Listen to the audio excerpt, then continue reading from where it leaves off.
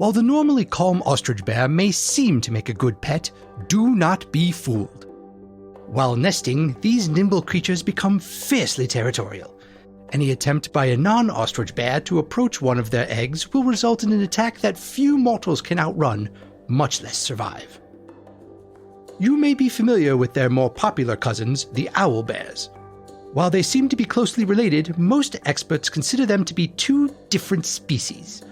Tricks for surviving an owl bear attack rarely work against the ferocity of a nesting ostrich bear protecting its offspring. If you do come across an ostrich bear in the wild, do not panic. There are several tricks you can use to ensure that you have the encounter of a lifetime that keeps both you and the ostrich bear safe. Number 1. Do not maintain eye contact for more than 5 seconds. Doing so will cause the ostrich bear to view you as a predator and everything that entails. Number 2. Stay at least 50 feet from any nests or eggs. This is extremely important as nesting ostrich bears are fiercely territorial. Number 3. Do not approach the ostrich bear. It must come to you. Any move towards it will result in you again being viewed as a predator. Until next time, may the day greet you with the potential of a runic sunrise and fill you with the wonder of a runic sunset.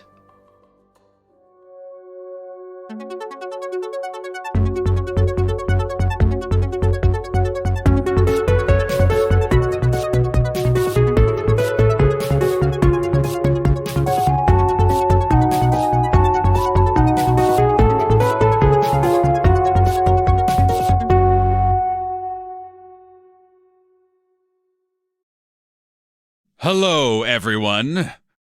Welcome to Reckless Attack. Yay. Hello. It was an echo. Zombocom. Reckless Zombattack. Nope, that didn't work. Hi, everyone. This is Reckless Attack. We are a 5th edition Dungeons & Dragons actual play podcast. I think. thought you were pointing to me, and I was like, I don't actually know. If we went in like a round where it was just, you do it. Yeah. You do it. It's the pressure's on me every week, damn it. And I had a mini panic attack. I'm like, I don't know which one is first. Are we a podcast? I don't know. We are a podcast, but where is podcast in the order of things that we are? What's the priority? Yeah. I like how this has gone from like a brand to like just like a panic-inducing series of words. 100%. The panicked individual you hear screaming some combination of 5th Dungeons podcast, Dragons, and Edition actual play in there somewhere is me, Dungeon Master Nathan. Hello, thank you once again for joining us here at our table.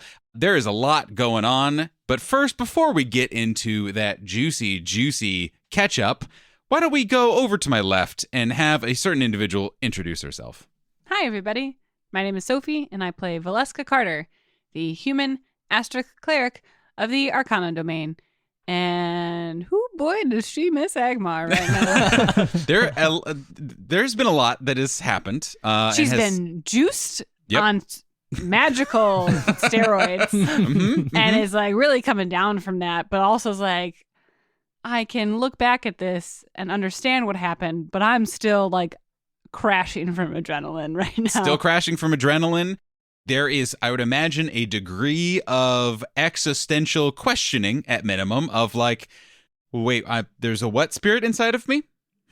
Oh, okay. Interesting. That has not quite registered yet because it's been snappy. The attribute reversal happened and the smoke creature died. And then there was the bones, an untethered bones. So like no processing time whatsoever. Correct. Absolutely. Accurate. But brought to us, the untethered brought to us by... Hi, everyone. I'm Jonathan, and I play Checkers, the Grung Druid, and his trusty frog pals, Mango and Junior. And kind of similarly to Valeska, Checkers is also starting to come down from that adrenaline high of being chased around by a screaming member of the Bones, but also is just very excited that Kascorin still remembers breakfast time.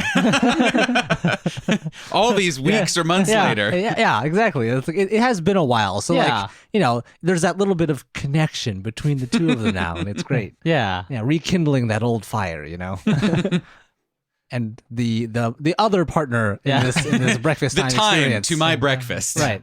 Hi, everyone. I'm David, and I play Kascorin Brightmane, the Dwarven Warlock. And Kascorin, for the briefest moment, has experienced the joy of flight. As he has been propelled 5 feet in the air by Mango for coming back down. Freedom! Holy shit. What a joyous occasion. Could you imagine if this like unlocks something in Kascorin where like I've never been 5 feet above the ground before.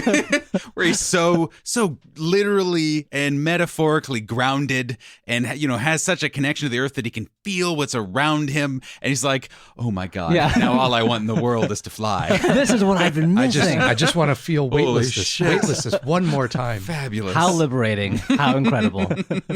And to my left. Hello, everyone. My name is Steve, and I am playing Selv, the Dragonborn monk, who I think everything went really well last time. Yeah, surprisingly. Yeah, it was everything went Started rough. Everything's coming up, Selv. It did start a little rough, but worst. we're it's all good now. All good now. That's all behind us. We're just gonna take a nice leisurely walk back to AGMAR, I think. Right? If it's still there. Well, yeah. we'll talk about that. I mean, this is Dungeons and Dragons, and there is the possibility that we could get to AGMAR and find a enormous smoking crater where AGMAR used to be. That is a canonical thing that can and has happened to cities on Rixia. So. And then we can begin our Star Trek Borg game. Well, that's kind of fun. Yeah. But that's it for me. I think That's what I got going on. I think we should pass it back to Nathan so he could say, as you guys approach AGMAR. Nathan? Alas, no. If you would. Dang it. I tried, Yada, folks. yada, yada. Folks, I tried. I am too powerful. Well, I think we've talked a lot about what has happened in the last couple sessions. Essentially, you guys are outside the red city of AGMAR, trying to recapture some untethered members of the undead guard of the city who you didn't know what had happened to them, but you knew it must be bad. Turns out it was bad. There was a strange smoke fire creature that fed off of aggression in others that was seemingly taking control of the members of the Bones. They attempted to take control of the Fortunate, who was your guide as you ventured outside the walls, but you guys were able to stop them from doing so. And then, to cap all of that off, Checkers did indeed lead the Untethered back to the group, but you were able to ultimately placate this, place some magical bracers on it to bring it under a degree of control. The Pied Piper of AGMAR. So that is where you find yourselves. You have checked, you've made sure no one else is approaching you, at least no other Untethered Bones members, anything like that. You seem to be relatively safe, but several hours away from AGMAR and several hours away from walls you know are very important to keeping you alive, especially when it gets dark out. Now you know there is a strange staff that this creature left behind that you're about to take a look at. You know you have a seemingly placated member of the Bones who is, we'll say, unresponsive, but seems to be able to be guided or led. And you know that there is another member of the Bones hypothetically out here somewhere, but also know that there is a ticking clock. So, that is the scene that we enter on. You guys are maybe still, like you said, coming down from the high-octane last few minutes, realizing the situation that you are in, realizing how hurt some members of your party are, and knowing what still lays before you. What do you do? Continue ritually casting detect magic. Seems good.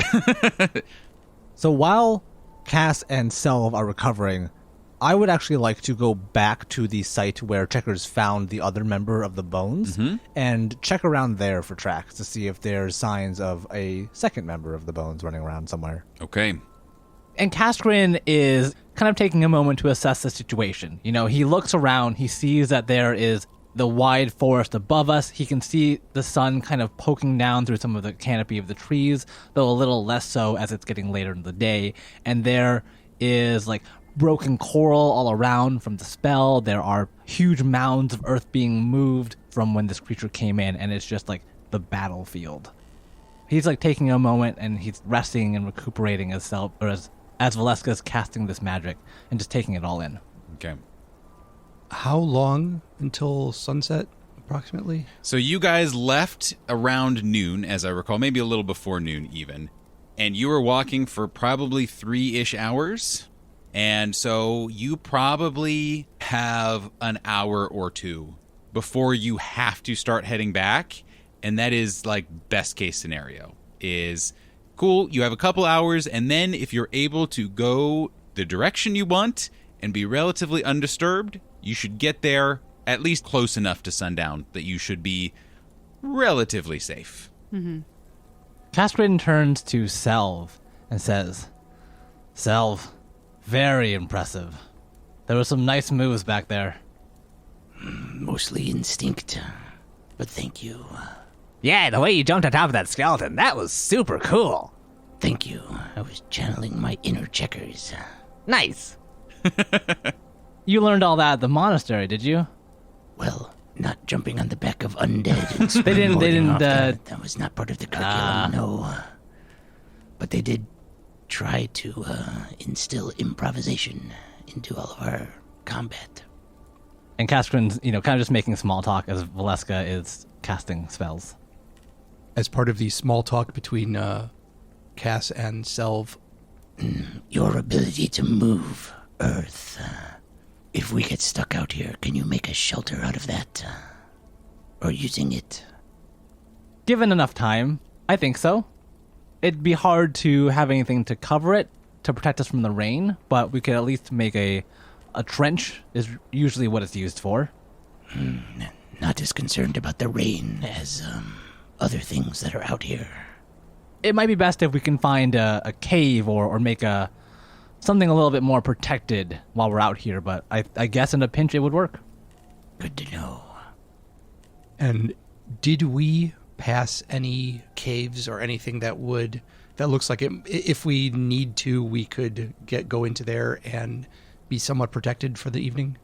Yes, but it would be you guys took a somewhat circuitous route that was a little bit safer, so you would have to go kind of back that direction. Okay. To go to them.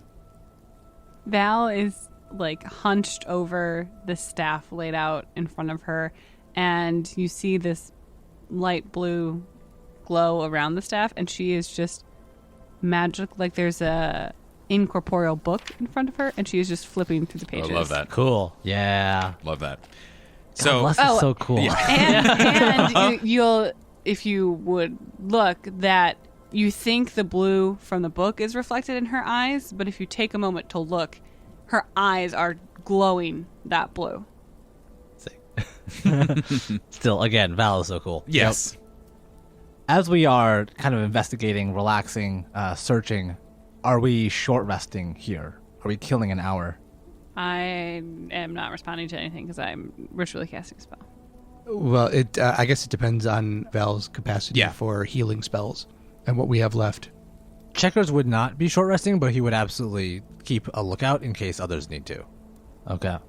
I think you and I are the most beat up, and I think we could really use the rest before traipsing back through the forest to AGMAR. Especially because that would I would get the key points back also. I think in order to make it back, just in case we end up getting delayed, that has to happen. Yeah. Okay. So, as you guys are essentially making some hard decisions about how much time you are spending out in the wilderness and how much time you're spending not traveling, Val, you have this strange object in front of you. It is almost strangely simple and streamlined. It does not appear like it makes no sense that this creature was able to kind of bend it like a bowstring. It seems to be made out of a strange, almost black wood. But wood.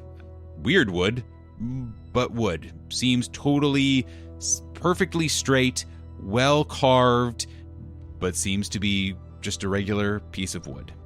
You see, of course, at the top, some remnants of the gemstone that exploded as this creature died. And as you are detecting magic, both for me and for the listener who may not remember exactly what Detect Magic does, could you read the spell out, please? Yes. For the duration, you sense the presence of magic within 30 feet of you.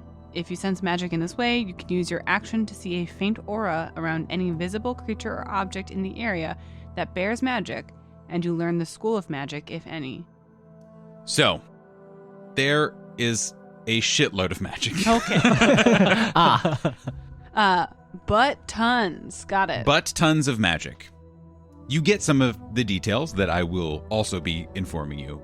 But the most notable thing, as you're sitting there, as you are leafing through your astral notebook and you are trying to connect with whatever it is that you connect with to get this sort of insight and see the world in this different way, as you look at this object, that same feeling that you got when the smoke creature said that you were housing a traitorous spirit, from wherever that is in your body, real or imagined, you feel like a hum almost, as if something inside of you is reacting.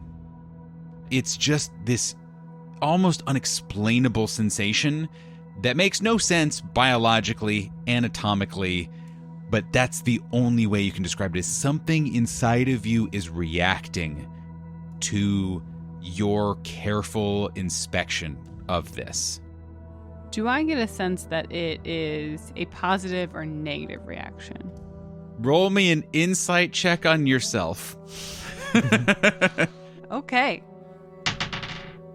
10. I feel like I'm trying to insight while ritually casting a spell, Yes. so it's like a disadvantage.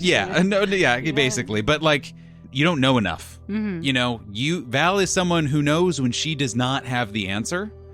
And this is one of those times where all you can say is that there's a reaction. Okay. Other things that you notice in the more mechanics of Dungeons and Dragons 5th edition, you see many auras around this. Enchantment, necromancy, evocation, and conjuration, all at once. Well, damn. That is a lot. This is probably one of the more magical things on Rixia that is not an artifact, that is not a legendary item from history. So you maybe have seen something like this, but you would be well learned enough to know this already is one of the most powerful things on this planet. As that information reveals itself to Val, she sits back and like takes a couple deep breaths to let the gravity of this item like sink into her mind, and she will take out like a cloth and slowly and carefully wrap it up to put away to carry, and walks back to the group and will wait for a break in their conversation. Well, I think if you're coming back, we kind of just stop talking. Yeah. Probably does true. Checkers come back at some point, or? So the way I'm imagining this is, Junior would still be on top of Kascorin's head. Yeah. He never First left. of all, Yeah. it's I thought important. he leapt off Kascorin's head because his strength and wisdom got swapped, and so he was charging into battle. That That's was frog semi-canonical. dreams. Yeah. Mhm. No, he is safe atop the head of Kascorin. Right. But Checkers would actually still be off searching for the other untethered. Okay. Then when Valeska comes over to Selv and Kascorin, will look up to you, and Kascorin will say, "What did you find?" This is still a significantly magical object that has 4 different schools of magic imbued into it. I can't figure out more right now, but I've packed it up to take it with us. I definitely need to study this more. I don't know if it will come across on audio, but Kascorin does that like whistle of like, phew, wow, okay. That's magical.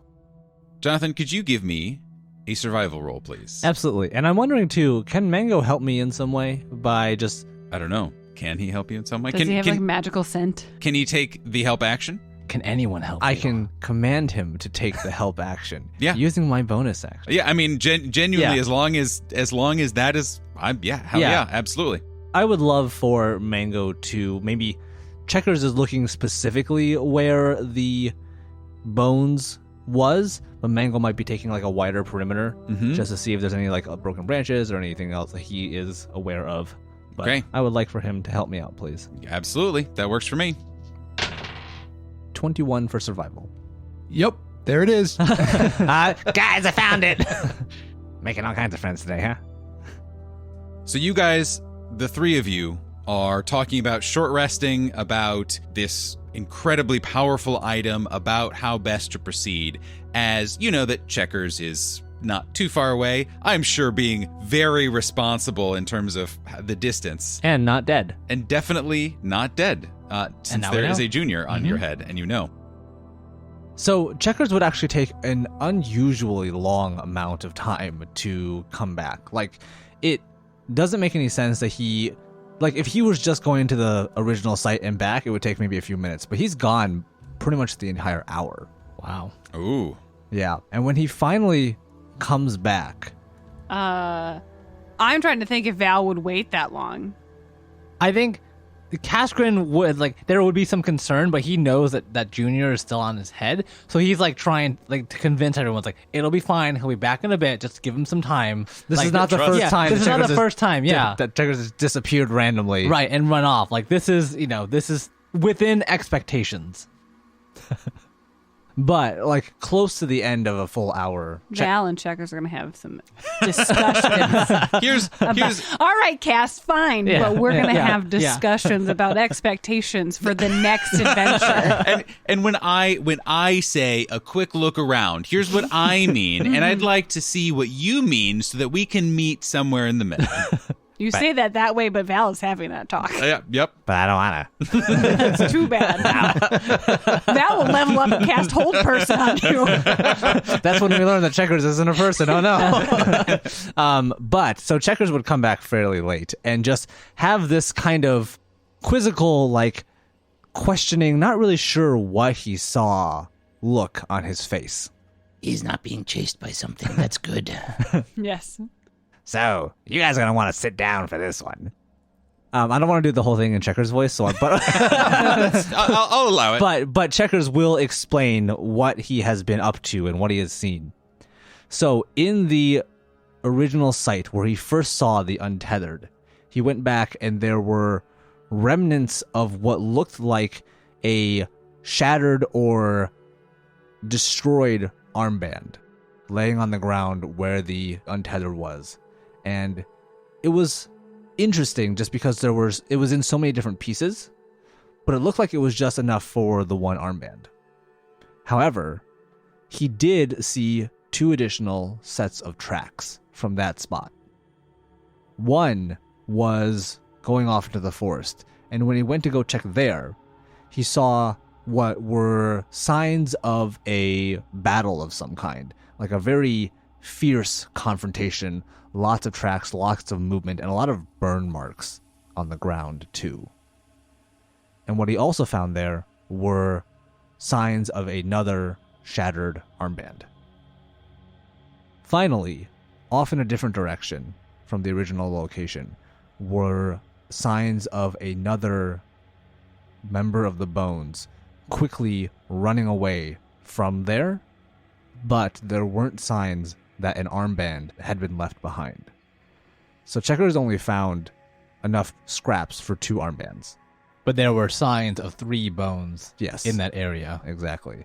And just from what he saw, the other bones was moving very quickly, like it was running. And the tracks were a couple days old. So it's unclear if that member of the Bones is still around at this point. But it's also unclear if it was untethered. Do we know if the shield said if there were 2 other bones out here or 3? There were 2 out here, but there were 3 on the patrol because 1 came back to AGMAR. and was found rather Yeah. as an untethered. So it was the first one that you saw in the basement of their headquarters, and then there was 2 more out here. But and we have 3 with no armband. No. So 3, this is my understanding, 3 were out here Yes. on a patrol. 2 of them have had the armbands destroyed or removed or shattered. The third one looks like it went running off. Mm-hmm. So it seems like we've actually found both of the untethered bones already. One's back at AGMAR and one's here with us. Why did that one run off and not come back to the AGMAR? Potentially it could have run so far as to avoid this creature that it could still be making its way back. Or maybe it got lost out here. I mean, it just ran off in a direction. Mm-hmm. Does Val have... Sorry, Val would have a map of the area. Yes, I think It's a Val thing. absolutely. Again, at minimum, you would have the overworld map that you would have a version of that same 3D topographical one that is on your headquarters. You would be able to have that for sure. Is it reasonable for Val to be able to get a close enough estimation of where this clearing is and mark it on a map?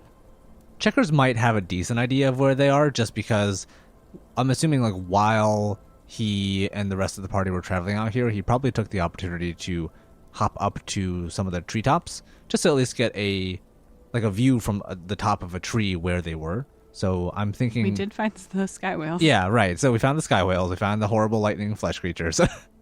And Selv has a decent survival, so he could either take point or help trying to figure out where we are. I would say that you guys would have a decent idea of what direction you needed to go to be back to AGMAR. I mean, especially with the sun, all that kind of stuff. But to be able to pinpoint it on a map would be doable, but you'd have to roll for it. Sure. And it'd be a little tricky to get it down to this level of granular specificity.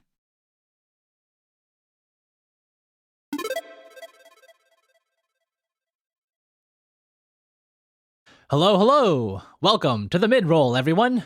I'm David, and today I'm joined by... Well, okay, it's just me. But hey, we can all still have a good time, right? If you haven't already, come check us out on Twitter at reckless_attack and Instagram at recklessattackpodcast. If you're enjoying the show, feel free to let us know in the comments or leave us a rating on your platform of choice.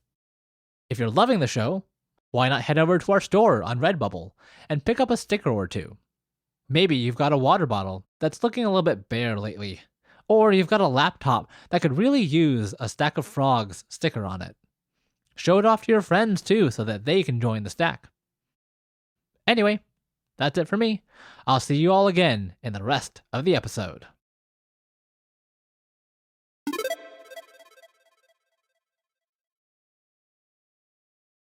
I also wonder, Val, I know mind linking with the untethered back at the Bones headquarters was an ordeal, but I'm wondering if we can get something out of this one now that it's calmed down. Maybe. Hold my book, and Val casts Mind Link.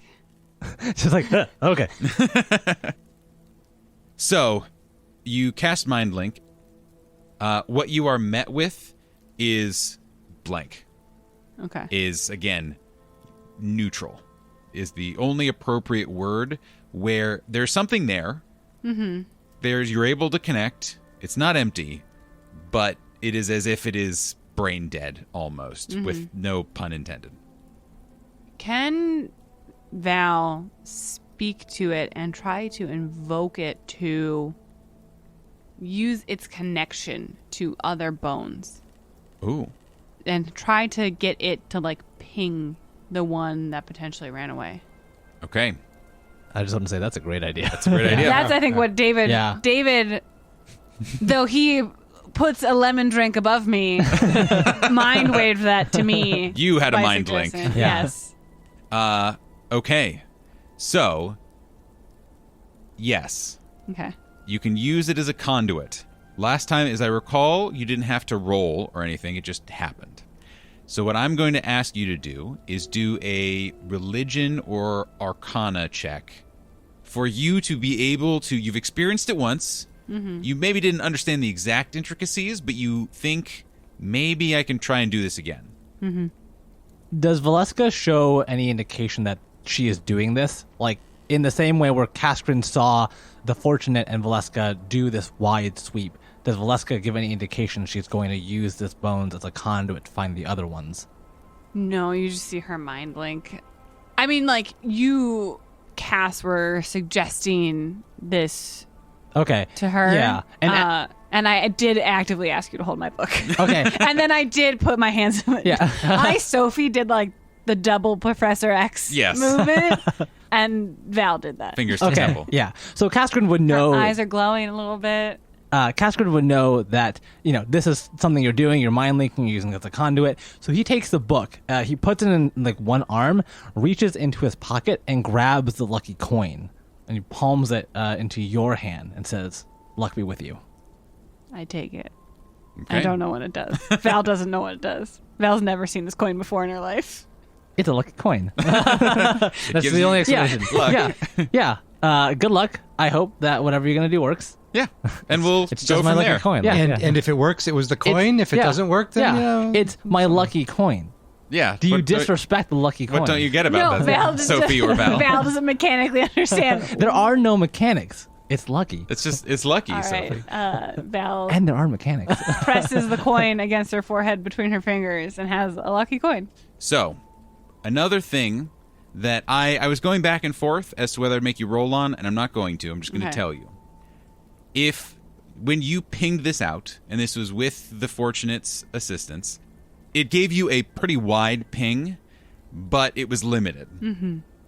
If the bones is any more than how, it would have to be relatively close, and this happened days ago, that you are not sure if you'd have enough power to ping it out, but if you threw a little extra juice in there, say a spell slot of some sort, you Whoa. could extend your ability to ping. Nathan, I have prepared locate object Oh, for this whole day. ooh. So I will dump a second level locate object into this. That is deeply perfect. Nice. Awesome. Please give me a roll, and because you are spending a spell slot, it will be a very wide ping, so unless it is truly, truly long gone, you will have a good you'll probably have an idea of where it might be. The roll is how much info you get and how precise your ping is and how kind of well calibrated you are. Okay. And I cherish Cass's lucky coin as I do this. As an action, I cherish. Yeah. It's very precious to me. Can you cherish as a bonus action? 12 on the die. Pretty good. What type of... Arcana or religion, both were good unless you had another argument. I was kind of thinking if it was just like trying to invoke the bones, I was going to try to do like insight into like invoking that brotherhood or kinship part, but if it says I'm putting a spell in it, I think it's more arcana at this point. Yeah, I would say, or perception could also work. I would be okay with that as well. But yeah, so insight 16 for all three of those. all of those. That's pretty good. Do I get a bonus for cherishing Cass's lucky coin? I don't know. Do you get a bonus for cherishing Cass's lucky coin? You feel a warmth in your heart as you cherish appropriately, and you understand that friendship and kinship are also values that the Eternal Citadel holds dear, but otherwise it does nothing. Which is valuable, I think, Yeah. regardless. Val has a warm feeling in her heart. Yes. You pick up something. Oh. It is a good distance away. It is not something you would have been able to just locate object. And in fact, if you had not spent that spell slot, you would not have been able to find it. But because you did, and because it is locate object, which is also just so choicely, perfectly specific, you have a good bead on where this bones or untethered is. and it is about, we'll say, about an hour away from where you guys are. Are you sure that's not the fortunate? Val's like pointing her, like she is mind linking, and she's got the coin pressed against her temple in one hand, and then with the other hand, she's just like got her arm sticking straight out from herself, and Oh my she's God, orienting she's totally her doing body. the sprinkler. Yeah, like a sprinkler. And Val's just like going back and forth, like trying to like kind of pin down where she gets the ping from. Yeah. And I'll even say, Just dialing in that frequency. with that, you would have picked up the fortunate. Oh, okay. But you would know that is the direction that they ran. They are moving. You could reasonably say, okay, the fortunate still alive. Good. Good. We're alive. Air quotes. Yeah. You get it. Still up. Animated. Yeah. Still animated. Ambulating. But in addition, you get this ping. So thank you for mentioning, Steve. So Val will drop Mind Link and put her coin, have the coin in her hand. Kascorin will take the coin back and just like, mwah, good job, coin. Thank you, Coin. And Val will like have her arm sticking straight out and say, feels like it's about an hour that way. And can Val look at the map and see what general area that would be? Absolutely. It is towards some hills. Mm-hmm. But that also means it is not in the direction of AGMAR. Mm-hmm. Okay. So I was just about to ask that. it doesn't fully derail your timeline, but Going You're after it is now a risk. Yeah. It more or less guarantees that we have to spend a night out here. Unless we or we travel in the dark at least for a while. yeah. So Val would propose, we know the general direction of where it is, and we can fairly well mark on the map where it would be. We could return with this bones to AGMAR and give the information to the bones and the Red Guard, rest in the city, and then potentially go out in the morning again to find the bones. But think of how great it would be if we showed up with both bones. I mean, they'd have to, I don't know, make us king or something, right? I don't think that's how that works. We'll go back to our lesson about the different ruling structures of Rixia, and I'll remind you that AGMAR is not a monarchy. Oh, okay, fine. But great news, you've got more study time ahead of you. Yay. Did it seem like this creature was moving at all? No. Okay, it seemed like it was just there. Yes. Okay. Yes, it was there. Okay, it was, we found it. It was there. If it's not moving and we're able to bring it back, and it is still tethered, I have no indication of that. if it is, the return would be safer, but still not without risk. That's true. If we can find it, that might be a better way to get back. Plus, we don't know how many more of these smoke creatures are out here. We don't know if anything else can untether it. This may be our only chance to get it back safely. But we also don't know if it is tethered. Thanks for putting that in my brain. I was hoping this was the only one, and that was it. Alas. We thought that about the fear deer, and here we are. Here we are, We 7 hoped. fear deers later. We dreamed. But no. Point taken. I mean, we can't just leave the poor thing out there if it's untethered, right?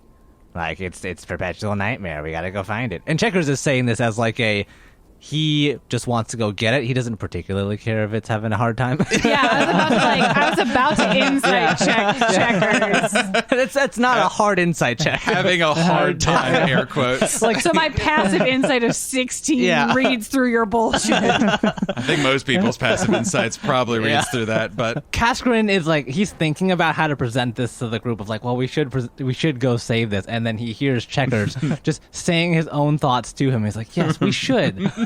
Checkers, I'm glad you finally understand. I'm glad you get it. definitely the wisdom strength difference has 100% shifted back for Kascorin. If we are going to go get it, we need to go now. I would just like to remind everybody we have not prepared to spend a night out here. We have not brought any supplies with us for that. The safest option is to go back with this bones to AGMAR with the information we have. But that does leave that bones, tethered or not, out here for a night. That poor sad bones, all lost on its own. Val, like, dagger stares. Not for feeling the way he does, but for approaching it the way he is. Yes. Val would rather have Checkers just straight up say, Yeah, of I course. want to go on this adventure. Yeah. I want to go on the adventure. It sounds cool. You're coming to the right conclusion, but not in the right way. And I feel like Val's even like, come to a conclusion and then Yeah. just say it. And that's Yeah. fine. And it doesn't matter if we disagree. It's just Be say honest. it. Say Be the thing. honest with me. That is Val's. I was being honest the whole time. I mean, come on. I mean, there's also if we go back now and we notify the bones that we found the third one, we don't know if it's untethered or not, but we think we took care of the thing that was untethering, then they might send somebody out tonight, send a group out tonight. I personally would be very surprised if they risked it, because like Kascorin was saying, we only know we killed one. We have Right. no idea if there are more. Right. And I at least, or Checkers would kind of in weird out of game, like know that there was a battlefield over there with a ton of burn marks in it. So there's no indication that there was only the one, especially if it was able to fight off 3 bones. I will say, if we go and it is untethered, we do have to destroy it. We will not be able to outrun that. And if we go back to AGMAR, we could potentially come back tomorrow with the manacles. I understand that there are alternatives. Maybe we could go back and find it again, or send someone out to come after it in the morning. But we're here. We're the rescue party, and I don't know if I can leave a soldier behind, not when we're this close. I think we should still go get it, whatever risk that entails, tethered or untethered. If this creature is untethered, we cannot outrun it even if I turn the undead. Because it is Yes. a dead animated object that does not need to make Constitution saving throws to continuously sprint away. Oh, yeah. I seemed to know where I was all the time, too, so I couldn't sneak up on it. In case that helps. To my point. I say that only because so we know we will not be able to run from it and we will not be able to hide from it. Depending on how far away you are. Yeah. And what's the range on Mind Link? 40 feet. We will probably be able to see the armband before I can mind link to it. No guarantee that the armband is still functional if it's on. Checkers, how close were you when it picked you up? I don't know, like 30 feet. If I mind link and it is untethered, I will be incapacitated from the pure violence that exists in that brain. I will not be able to react. Checkers is getting kind of like jumpy at this point because he knows that we're running out of time, and basically we have to make a choice. Do we go after it and stay the night, or do we run back to AGMAR with our tail between our legs? He says that. Ooh. Yeah. Ooh. Spicy language Yeah, from the frog boy. So I think it That does come down language to has no impact on Val. That Making tracks. an emotional appeal to 100% Kascorin. believe that. Well, Kascorin already knows what he wants to do. Val has her wisdom back. She knows. Juiced Val probably would have gone for it.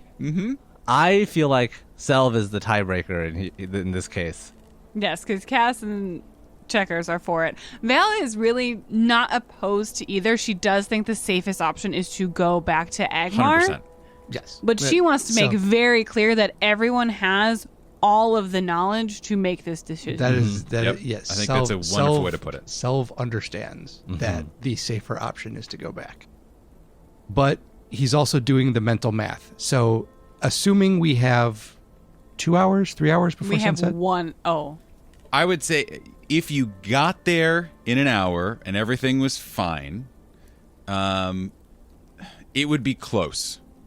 You would have to nail all of your checks for getting home. You would have to not be disturbed by any sidetracks. and you could make it home reasonably close to dark. Whether or not it is a little into dark, a little before dark, you don't know. But if there is any change to that, right, it's dark or you're spending the night. But that tells me that we even if we are an hour late, or 2 hours late, we don't actually have to spend the night out. Like, we could get back tonight. That is, again, if we are clear and confident on our way home. Yeah, we'd have to know the exact path to get home. Presumably, that's a the lot of bones. eggs in one basket. That is a lot of counting on that being tethered. Neither here nor there on that point, I know. but that is... A factual statement. Yep. Because if it is untethered, we will spend a lot of resources to put it down. Hopefully, if it is untethered, we would be able to see that before we trigger its thing, and then we just Fair. we're gone. Mm-hmm. That should be the decision right there. If we were able to tell right away that it is untethered, then we leave it, we go back, and we come back in the morning if we have to take care of it. Yeah, but by the time we can tell that it's untethered, it will have seen us. Not necessarily. Not necessarily. Okay. All right. I, as Dungeon Master, am calling for a vote. I think everyone has stated the facts as best as you know them. So, what's everyone feeling? We'll start with Kascorin, and we'll go counterclockwise. Kascorin sees him as a fellow soldier. He's a guard of the Red City of AGMAR, and to leave him out here would be breaking a soldier's oath, so he has to go get him. Okay. Kascorin says as a guilder you're supposed to save people, so that's just what we're doing today, right? Once again, definitely the actual reason. But also, yeah, Checkers does want to go on an adventure. He wants to go fight this horrible, creepy skeleton that rushed into him. Yeah, he didn't do any damage the last time. Yeah, exactly. Like, what kind of challenge was that? So he is up for it. Insight-wise, I feel like I, Sophie, know the answer. Checkers would be extremely disappointed if this was tethered, correct? Oh yeah. Like if he got there and it was just like he's just lost, like that would be awful. Catastrophic information. Would never recover from this. One more question, if I can, Absolutely. really quick. Do we know enough about the bones to know that they have a good sense of direction? Are they magically pulled back to AGMAR in any way? To an extent. It is not that they are magically tied to AGMAR or pulled to AGMAR, but generally speaking, the bones have a pretty solid sense of where they are and where they want to go. It is supernatural, but not unerringly, if that distinction makes sense. Yes. So statistically, because this bones is not moving towards AGMAR, I think it may be untethered. So I would think we need to go back to AGMAR, rest, recuperate before going to get it. So that is my vote.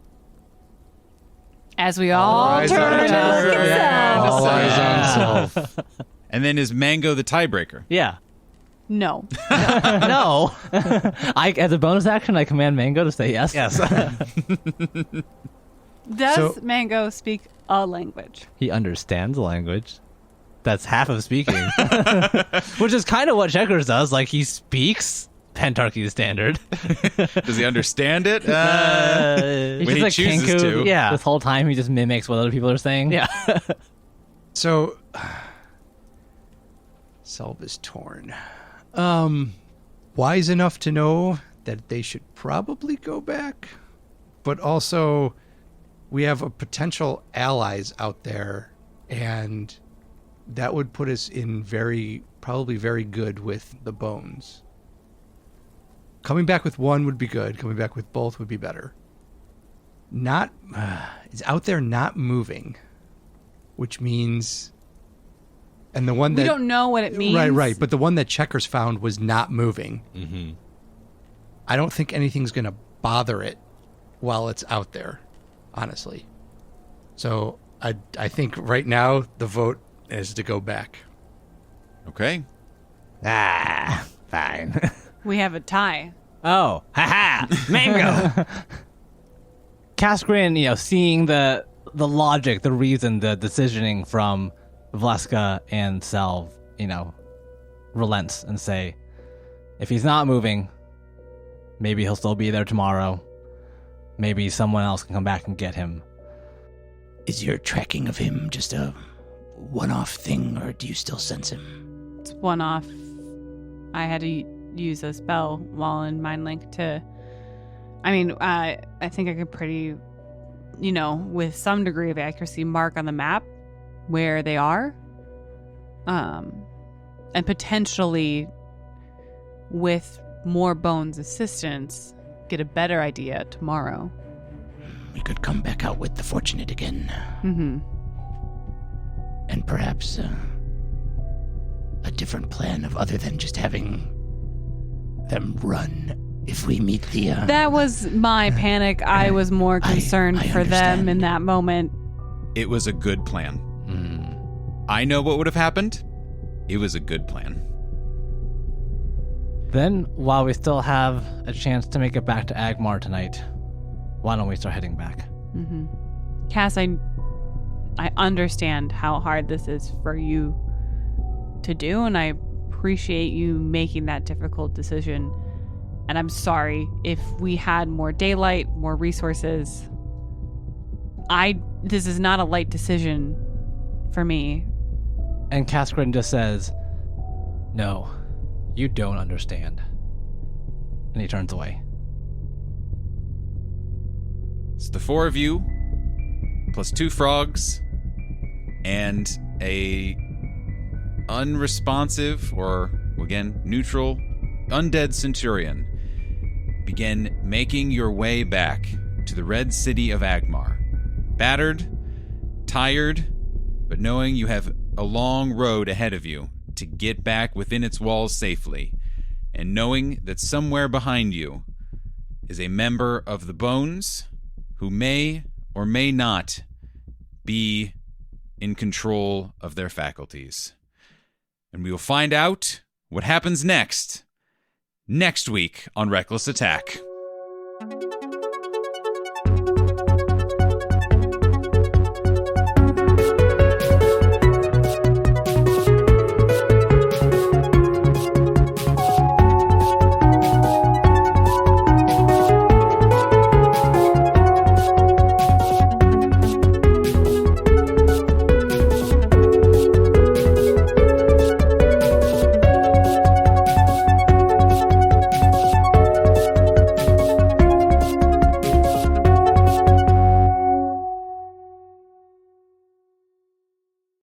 If you love Reckless Attack, and I know you do, you'll love the people who helped us make it possible.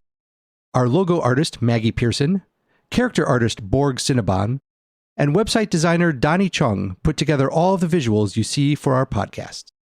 We have some fantastic music, too. Our opening and closing theme was written by Chicago-based composer Megan Carnes. We also use the works of Kevin MacLeod and Michael Gelfi for our background music, and appreciate all the wonderful content they've put on the internet.